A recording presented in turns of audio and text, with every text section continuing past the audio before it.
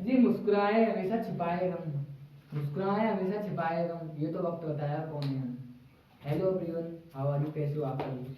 हम लेके आ गए हैं एक और न्यू चैप्टर एसएसटी का, जो पॉलिटिक्स का सेकंड चैप्टर फेडरलिज्म। ठीक है, तो फेडरलिज्म होता क्या है। ठीक है, ये आपने फर्स्ट चैप्टर भी पढ़ा होगा, पावर शेयरिंग, इसका ही सेम मान लो, थोड़ा सा आपको डिफरेंट आएगा। फेडरलिज्म क्या होता है, पावर ऑफ डिवीजन। जब हम डिफरेंट डिफरेंट लेवल पे डिफरेंट डिफरेंट पावर बांटते हैं उसे फेडरलिज्म कहा जाता है। ठीक है, जैसे हमने बेल्जियम और ब्रसल्स में देखी थी। बेल्जियम में क्या लिखा था, बोलते थे बेल्जियम में डच बोलते थे 59%, फ्रेंच बोलते थे 40%, और 1% जर्मन बोलते थे, इसमें आते थे फ्लैमिश रीजन में आते थे। 40 वाले बलोनिया रीजन में आते थे। और उसमें एक और चीज़ देखी थी हमने, क्या, जो कैपिटल है बेल्जियम, जो कैपिटल है बेल्जियम की ब्रसल्स, उसमें उल्टा हुआ था। उसमें क्या हुआ था, उसमें 80% तो फ्रेंच बोल रहे थे और 20% डच बोल रहे थे। ठीक है, बात आती है श्रीलंका। श्रीलंका में तो ऐसा था, श्रीलंका में यूनिटरी गवर्नमेंट, श्रीलंका में यूनिटरी गवर्नमेंट थी। यूनिटरी गवर्नमेंट क्या था उसमें। अब इसी के बेसिस पे चैप्टर है फेडरलिज्म, पावर ऑफ डिवीजन। क्या है, power of division, different different power of division. Power of division क्या होता है, जब हम डिफरेंट लेवल पे डिफरेंट पावर को बांटते हैं। ठीक है, अब बात आती है, एक फेडरलिज्म कितने प्रकार का होता है। एक होता है होल्डिंग टुगेदर फेडरलिज्म, एक होता है coming together federalism. Coming together federalism क्या होता है, कमिंग टुगेदर फेडरलिज्म होता है तो डिफरेंट डिफरेंट कंट्री एक साथ आके अपना मतलब पावर बनाती है, उसे कमिंग टुगेदर फेडरलिज्म कहते हैं। ठीक है, और होल्डिंग टुगेदर क्या क्या कहता है, तो डिफरेंट डिफरेंट कंट्री एक साथ आके अपना पावर चला रही हैं और ये जुड़ रही है, ये पावर चला रही है। तो India, India is a federal country. Yes, India federal country है, बेल्जियम भी है, और यूएसए नहीं है, ऑस्ट्रेलिया नहीं है, स्विट्जरलैंड नहीं है। ये कमिंग टू फेडरलिज्म है। ठीक है, अब इसमें हम टॉपिक पढ़ते हैं, क्या टॉपिक आया है इसमें। टॉपिक करते हैं पंचायती राज सिस्टम क्या होता है आपका। It is the most important chapter, Panchayati Raj system. Panchayati Raj system वो होता है जो हमारे गांव में 5 लोग मिलकर पंचायत बनाते हैं। ठीक है, 5 पीपल, अरे यार राइटिंग राइटिंग गड़बड़ आ रहा है यार। 5 पीपल्स मिलकर क्या बनाते हैं, पंचायत बनाएंगे। 1 2 3 4 5, ये क्या बन जाएगी, पंचायत बन गई।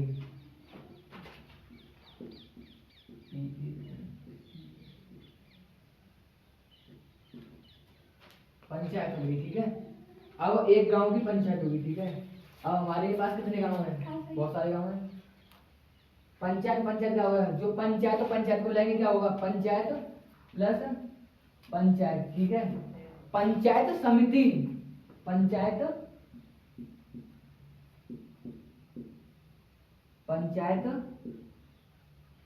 समिति, ये पंचायत समिति बोलेगी। ठीक है, पंचायत समिति को बुलाएंगे जब हमारे पास, क्या, मैं आपको कहता था 5 लोगों की पंचायत मिलेगी, 5 लोगों में बनेगी पंचायत।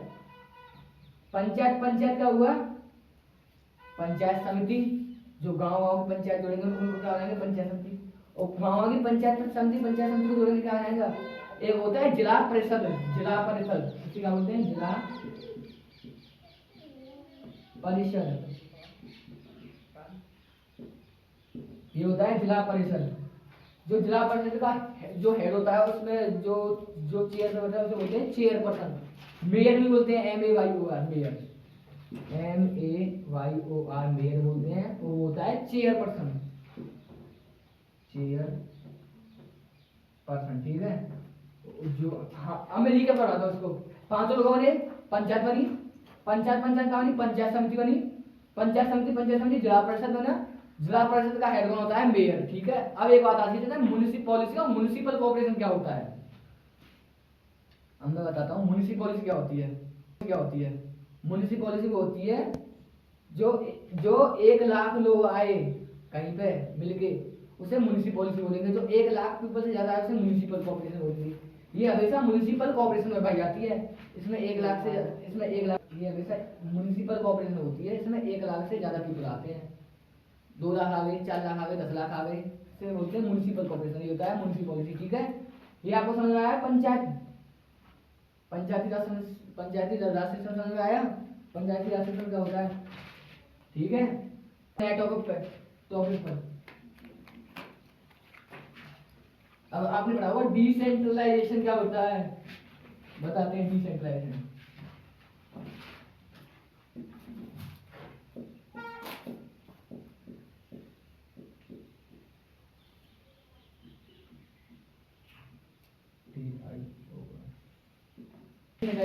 अब बात आते हैं डिसेंट्रलाइजेशन क्या होता है। इससे पहले मैं आपको एक चीज बता रहा हूँ डिसेंट्रलाइजेशन पावर कैसे, ठीक है।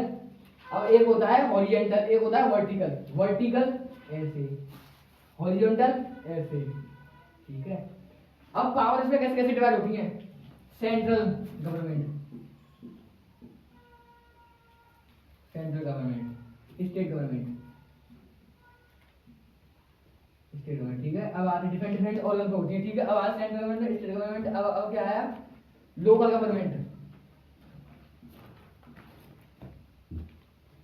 अब लोकल गवर्नमेंट, ठीक है।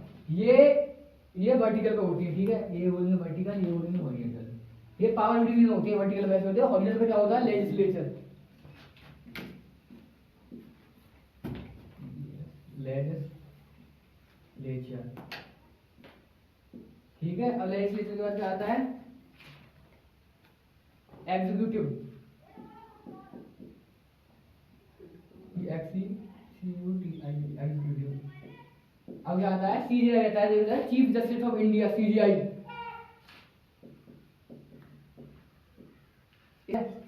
अब बताओ क्या आता है, लेजिस्लेचर में क्या आएगा, जो प्राइम मिनिस्टर होता है हमारा पीएम, ठीक है। इसमें क्या आएगा, प्रेसिडेंट। तो ये गलत काम कर रहा है तो ये एक्शन उठाएगा, अगर ये गलत काम कर रहा है तो ये सीजीआई एक्शन उठाएगा। उसे बोलते हैं judiciary, CGI chief justice of India, ठीक है। अब ये मैंने आपको समझाया, अब बताता हूँ कि डिसेंट्रलाइजेशन क्या होता है, ठीक है।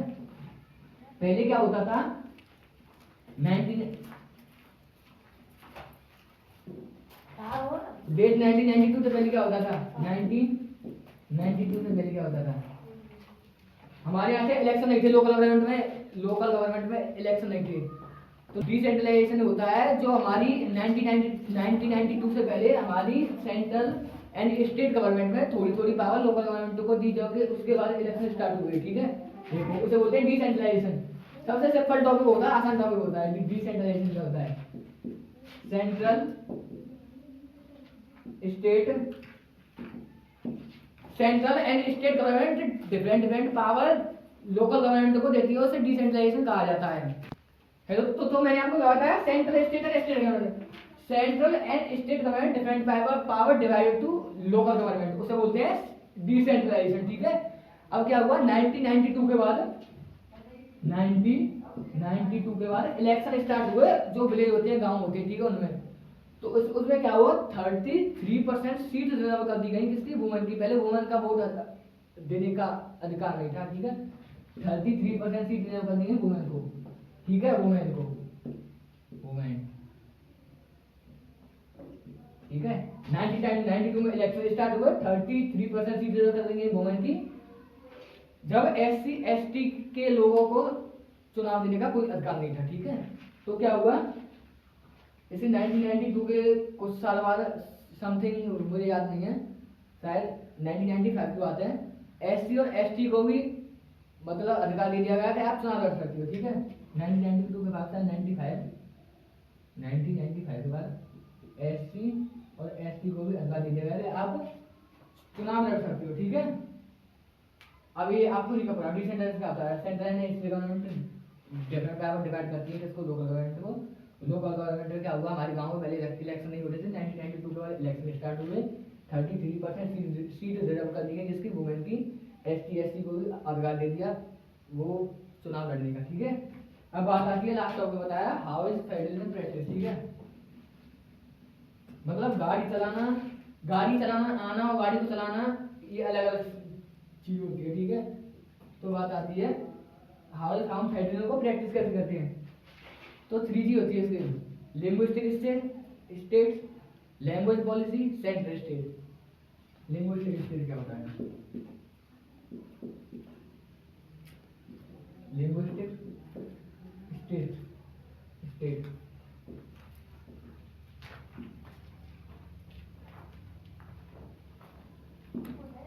लैंग्वेज पॉलिसी,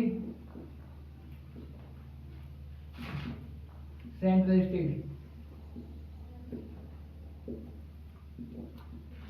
अब क्या होता है लिंग्विस्टिक स्टेट, क्या होता है सेंट्रल स्टेट। लिंग्विस्टिक स्टेट क्या होता है, हमारे जो स्टेट में अलग अलग डिफरेंट डिफरेंट लैंग्वेज बोली जाती है, ठीक है। लैंग्वेज पॉलिसी क्या होती है, जो पीपल बोलते हैं, कोई किसी की समझ में नहीं आ रहा, किसी की समझ में आ रहा है, उसे हम एक तरह से लिंग्विस्टिक बैरियर भी बोल सकते हैं, ठीक है। सेंट्रल स्टेट क्या होता है, हमारी सेंट्रल में तो होती है, जो हमारी सेंट्रल गवर्नमेंट होती है वो मुद्दा उठाएगी। उसने एक मुद्दा उठाया था सेंट्रल गवर्नमेंट में कि हम उसको सिखाते हैं हिंदी को। हिंदी को क्या बनाएंगे ऑफिशियल, अब हिंदी और इंग्लिश ऑफिशियल लैंग्वेज है, ठीक है।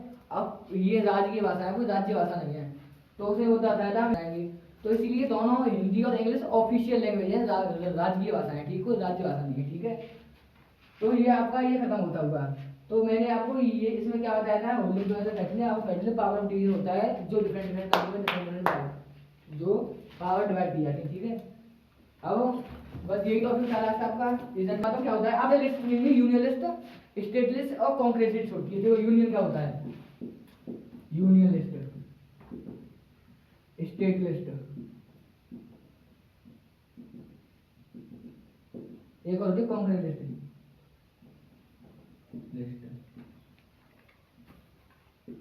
यूनियन लिस्ट हमारे यहाँ क्या है, पहले 96 थी, अब 100 हो गई है, ठीक है। 96 थी पहले, बिफोर, नाउ अब इतनी हो गया 100 हो गई है, 100, ठीक है। स्टेट लिस्ट पहले वाली कितनी थी, पहले वाली स्टेट लिस्ट थी 61 और सॉरी 64 थी और 61 हो गई है, कम हो गई है, 64 थी और 61 हो गई है। ये कितनी थी, ये हमारे यहाँ 52 थी और 54 हो गई है, 52 और 54 हो गई है, ठीक है। अब बता दो इसमें क्या कहता है, जैसे आपने सुना होगा यूनियन लिस्ट स्टेट लिस्ट में क्या कहता है। अब कांग्रेस में जो हम एजुकेशन हम पढ़ा रहे हैं, आपको आप पढ़ रहे हैं, ये आती है कांग्रेस लिस्ट में, एजुकेशन लिस्ट में आता है। एक्स्ट्रा एग्जाम होता है एजुकेशन, बहुत एग्जाम होते हैं, जैसे मैं आपको एक एग्जाम बताता हूँ, एजुकेशन होती है, एजुकेशन शिक्षा, ठीक है, ये आपकी एजुकेशन होती है, ये आती है आपकी कांग्रेस लिस्ट में, ये कांग्रेस लिस्ट में एजुकेशन आती है, ठीक है। अब आपकी आती है एक और वो आती है डिफेंस, डिफेंस किसमें होती है, यूनियन लिस्ट में पाई जाती है डिफेंस। और आप जो एग्रीकल्चर कर रहे हो, और पुलिस है, पुलिस पुलिस किसमें आती है, पुलिस स्टेट लिस्ट में आती है, पुलिस कौन की हर स्टेट में पाई जाती है, पुलिस पुलिस स्टेट लिस्ट में आ गई। Police defence, defence state list में आ गई, ये हमारी लिस्ट पाई जाती है, ये 3 लिस्ट होती है, ये इंपॉर्टेंट होती है, ठीक है। विश्वास की होल चैप्टर आपको पसंद आए, पर एक लास्ट में भी एक चीज बोलूंगा, मैं स्टार्टिंग में मुस्कुराए हमेशा छिपाएगा, ये तो वक्त बताएगा कौन है हम। और ये आपको चैप्टर समझ में आए तो प्लीज सब्सक्राइब करें, लाइक करें, कमेंट करें, कुछ ना कुछ लिखें। थैंक यू एवरीवन, जो ट्विटर बता देना एक बार, थैंक यू।